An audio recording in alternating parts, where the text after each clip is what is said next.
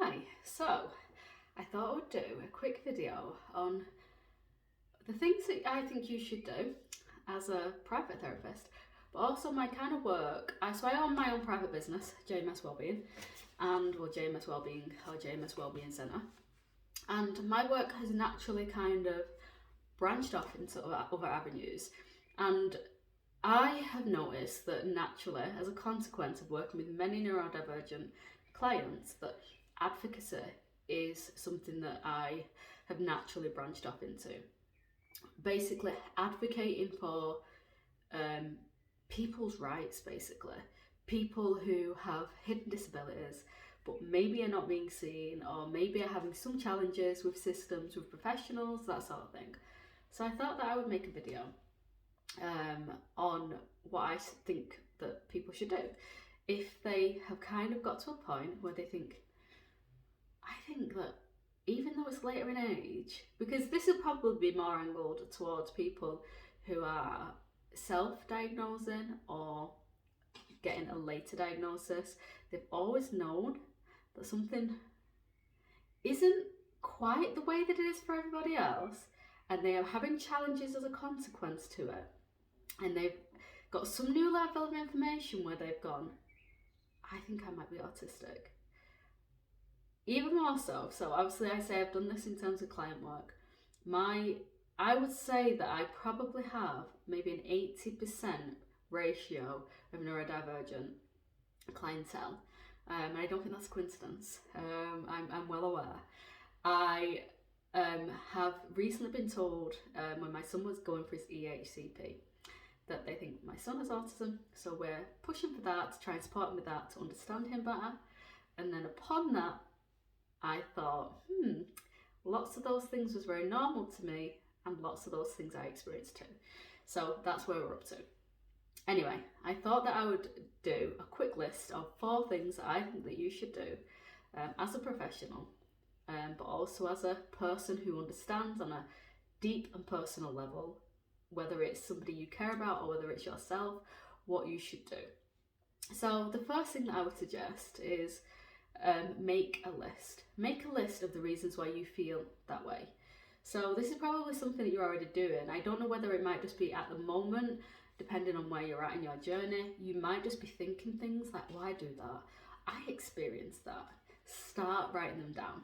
So what I started to do is I started to put notes on my phone, and the list just got progressively bigger. It would help us to become more aware of day-to-day life, and how we would then begin to notice, oh, that's happening. Like I said, professionally or personally. And note down your experiences. Note down on reflection how you might have reacted to experiences. Note down the traits that you feel like are the reason why you're starting to now question why you're autistic. I even would go as far as, this is me and my kind of very, I like things a certain way type of brain, but I have a folder. It's at home. I'm currently in my office, so I can't show you. And I have like this folder of all these things that are evidencing my son's case, clients' cases, my personal case. So yeah, I really do suggest that. So you could literally print it off, or you could just start to write them down. You could have a little notebook for it. The second thing that I would suggest that you do is, and I will add some of these links in the description below, just so that you don't have to kind of go searching for them, and they're just kind of easy to access in case you haven't heard of them before.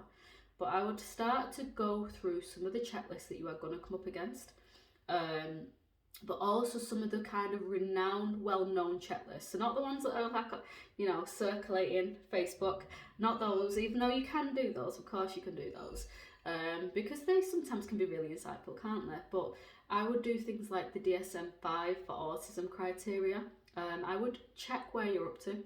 I would check what your kind of scores are, check whether you are in alignment with an autism diagnosis.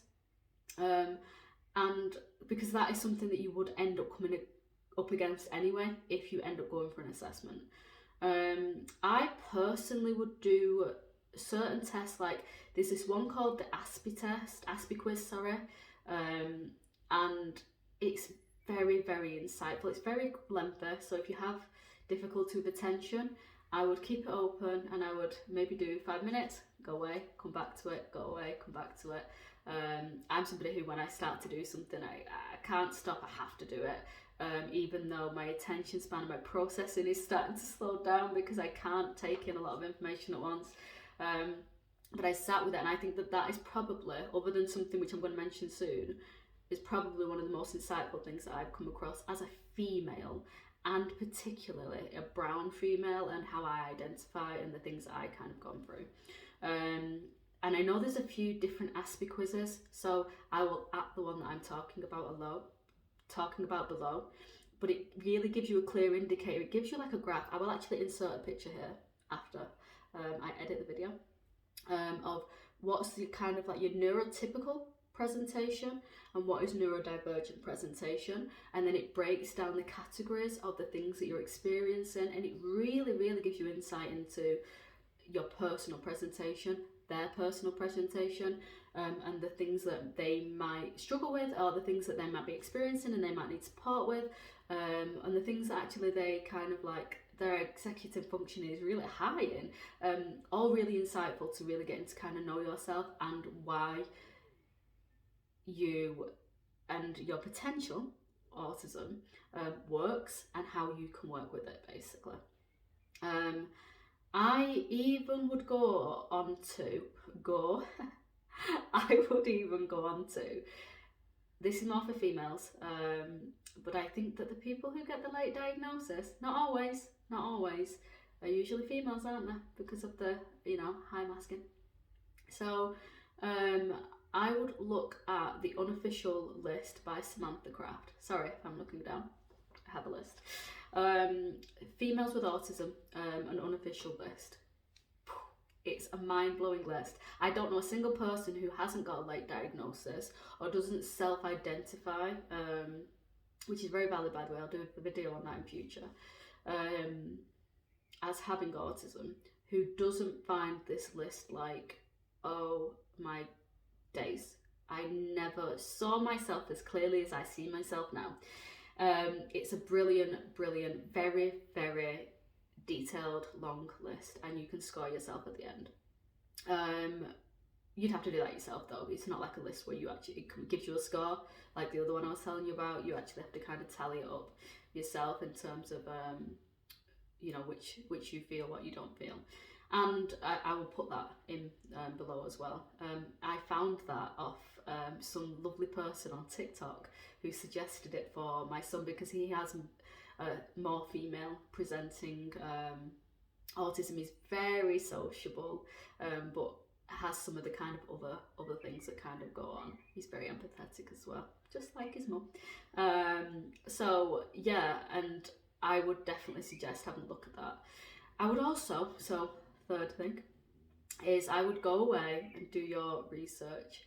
I apologise if you can hear this, by the way. My stomach is rumbling very loudly. Yes, please. And I know that if you are thinking that you have autism, you're already doing this. It's very likely that you're already doing this, but just know that you're on the right track, and it would be what I would advise to do as a professional. I heard something really funny the other day, actually. I heard somebody say, neurotypical people don't sit and think that they're autistic. So the fact that you're thinking that already is probably an indicator something's going on. And it might not mean that it is, but it might mean that there's something else going on and you discover that along the way.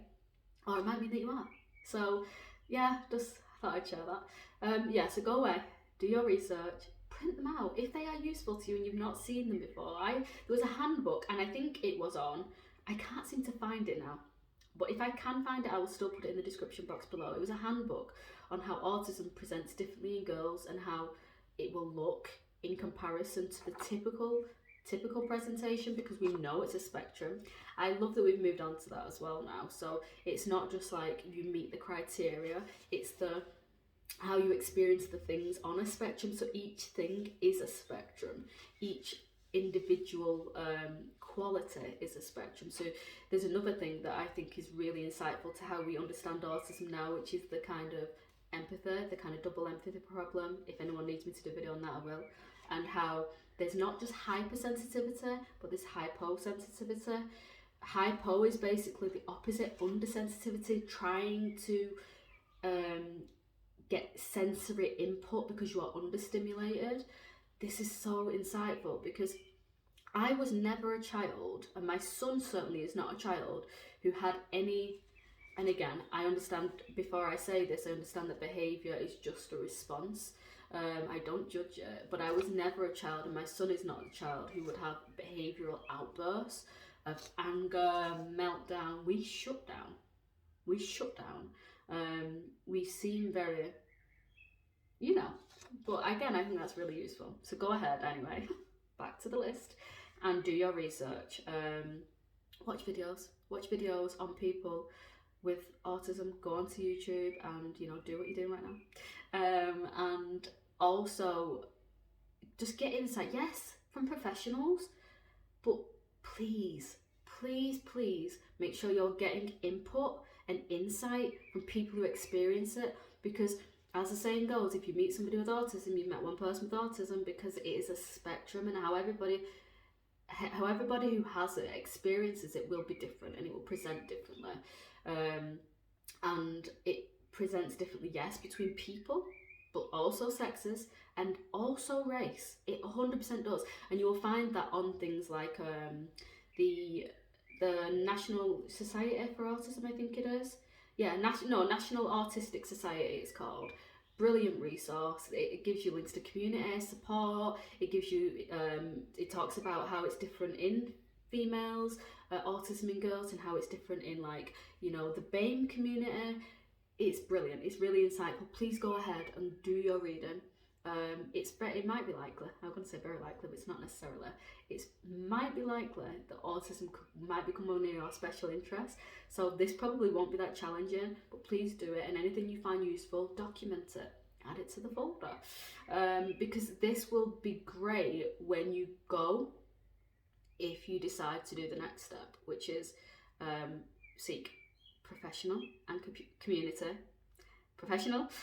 community support.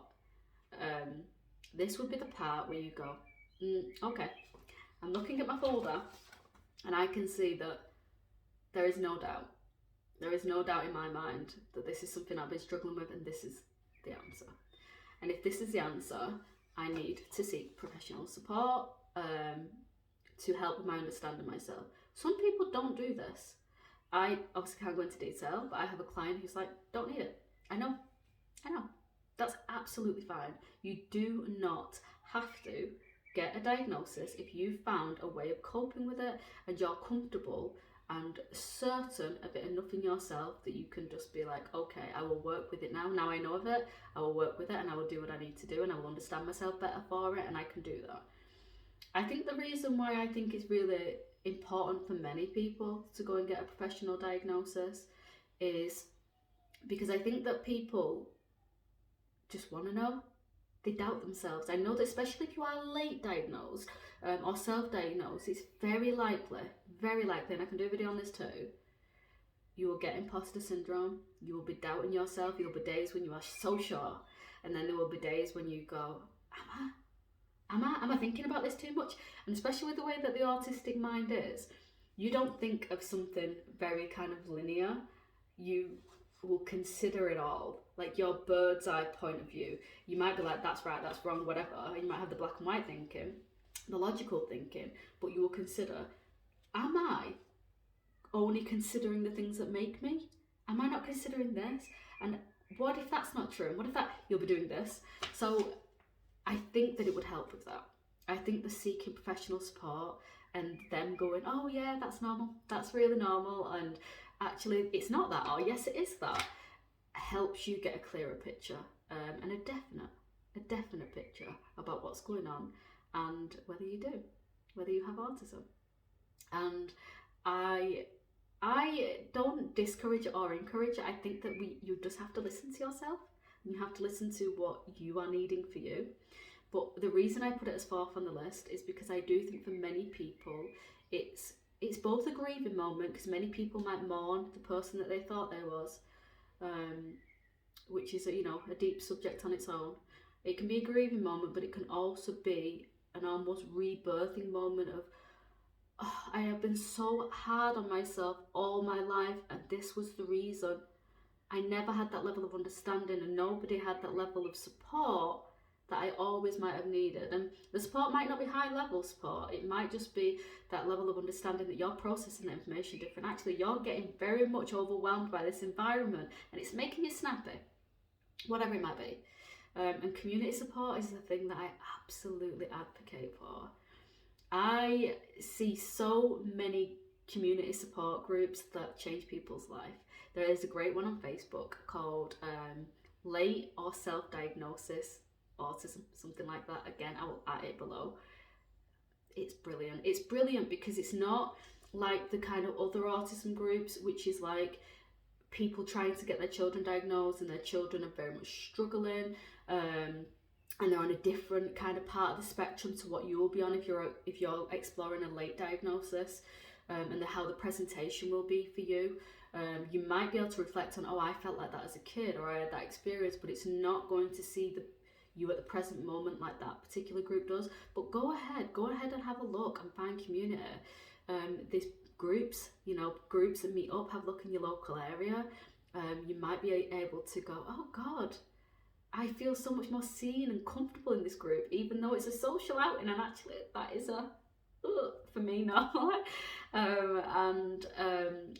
There is even on that the National Autistic Society, they have a community section that you can click on. I hope this has been really helpful, and I'm definitely going to be doing more of this because my heart's been pulling me.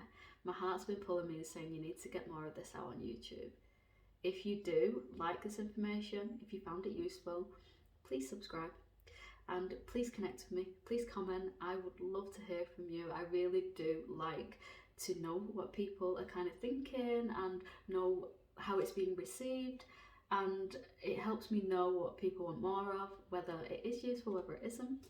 So I hope it's been useful, and I will see you again for another video on autism soon.